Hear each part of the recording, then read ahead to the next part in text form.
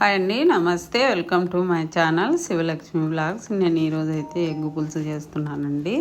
ఇదైతే గిన్న పూరీలోకి కానీ కలర్ రైస్లోకి కానీ బాగుంటుంది. ఇంకా ఎగ్గు బాయిలర్ అయితే మొన్న తెచ్చినాను కదండి, దాంతో అయితే ఎగ్గుకి అట్లా రంధ్రం పెట్టి వాటర్ వేసి పెడుతున్నాను. 7 ఎగ్గులు అయితే తీసుకొని పెట్టినాను.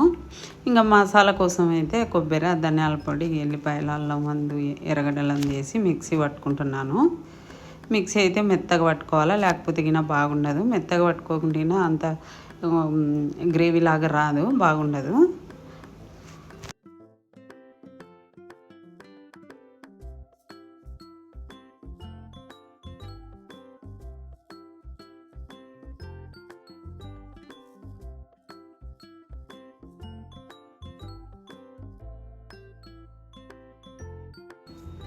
ఇంకా మిక్సీ అయితే అట్లా మెత్తగా పట్టుకోవాలంటే అట్లా మెత్తగా పట్టుకుంటేనే బాగుంటుంది.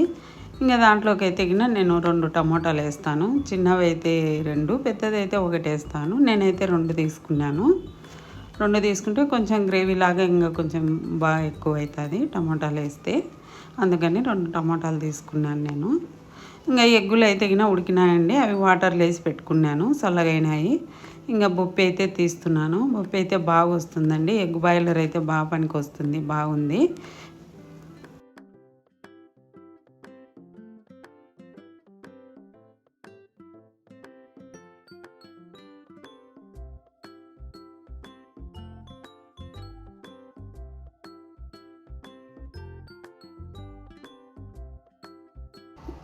ఇంకా స్టవ్ మీద గోళం అయితే పెట్టి నూనె అయితే వేసినానండి. నూనె వేసి తిరువాత అయితే పెడుతున్నాను, తిరువాతకు వేస్తున్నాను.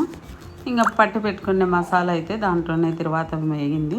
మసాలా అయితే దాంట్లోనే వేసి అది పచ్చివాసన పోయేంత వరకు వేయించుకోవాలా. దాంట్లో ఆయిల్ తేలితే బాగుంటుంది, పచ్చివాసన పోతుంది. కొంచెం ఉప్పు, పసుపు వేసినాను.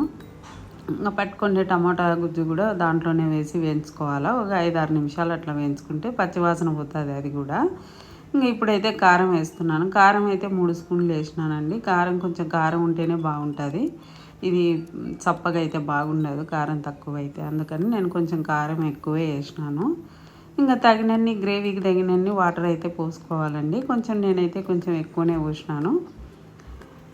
ఇంకా ఉడకడం అయితే ఇంకా అంత ఉడికిందండి. అంత బాగా ఆయిల్ అయితే తేలింది. ఇంకా కట్ చేసి పెట్టుకొని ఆ గుడ్లన్నీ దాంట్లోకి వేస్తాను.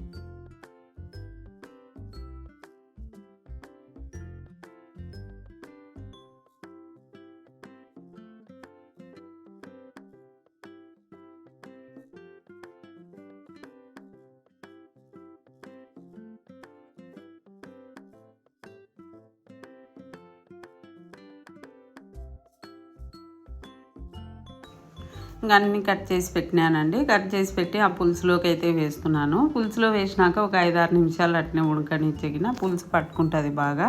ఉప్పు కారం ఆ ఉప్పులకైతే పట్టుకుంటుంది ఎగ్గు పులుసు ఇంకా ఎగ్గులకు. అందుకని కొంచెం ఒక 5-6 నిమిషాలు ఉడకబెట్టుకుంటే అట్లే బాగుంటుంది. ఇంకా కర్రీ అయితే రెడీ అయిందండి.